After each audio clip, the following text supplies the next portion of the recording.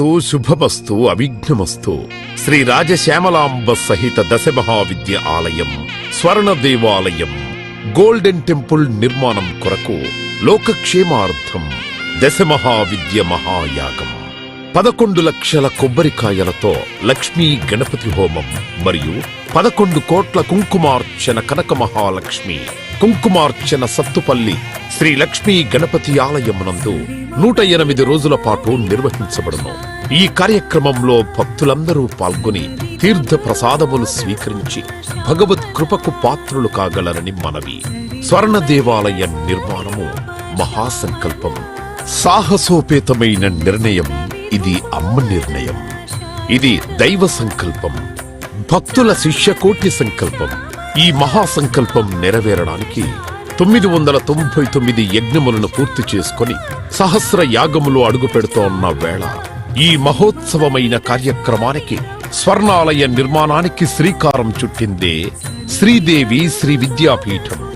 గణపతి శరణాగతి అంటూ దైవాన్ని స్మరిస్తూ ఈ కార్యక్రమాన్ని రూపురేఖలు తీర్చిదిద్దడానికి భక్తులు ఈ యజ్ఞాన్ని నిర్వహిస్తున్నారు.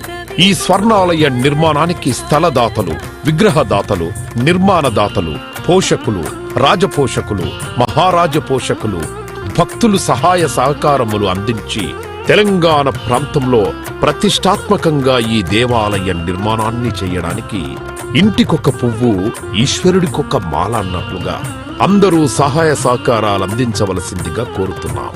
ఈ ఆలయ నిర్మాణం వల్ల దశమహావిద్య ఆలయములు స్వర్ణాలయము మన తెలుగు ప్రాంతంలో యావత్ ప్రపంచంలో మొట్టమొదటి ఆలయముగా చరిత్రలో సువర్ణాక్షరాలతో లిఖించబడే సువర్ణ అవకాశమిది.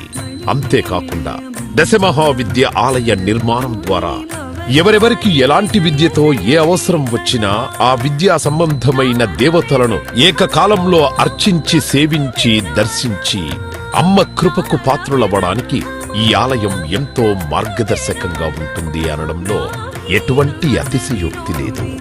అలాగే ఎలాంటి ఆర్థిక సమస్యలైనా ఎటువంటి సమస్యలైనా పరిష్కారమవుతాయి అమ్మ కృప వల్ల.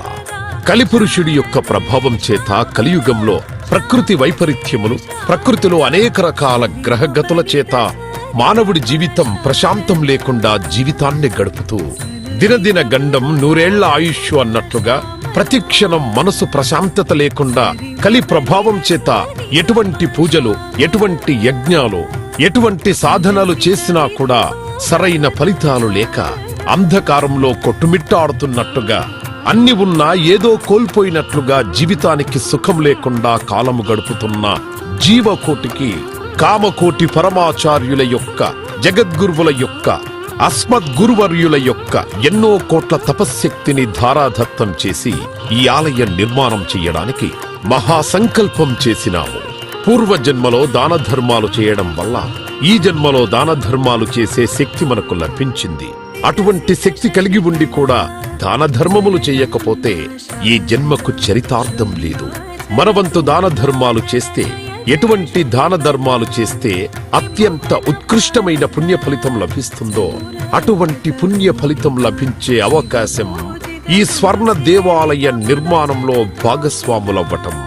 పూర్వజన్మ సుకృత ఫలితం ఉంటే గాని ఈ ఆలయ నిర్మాణంలో భాగస్వాములు కాలేరు, అమ్మ సేవలో పాల్గొనలేరు, అమ్మ సేవలో తరించలేరు.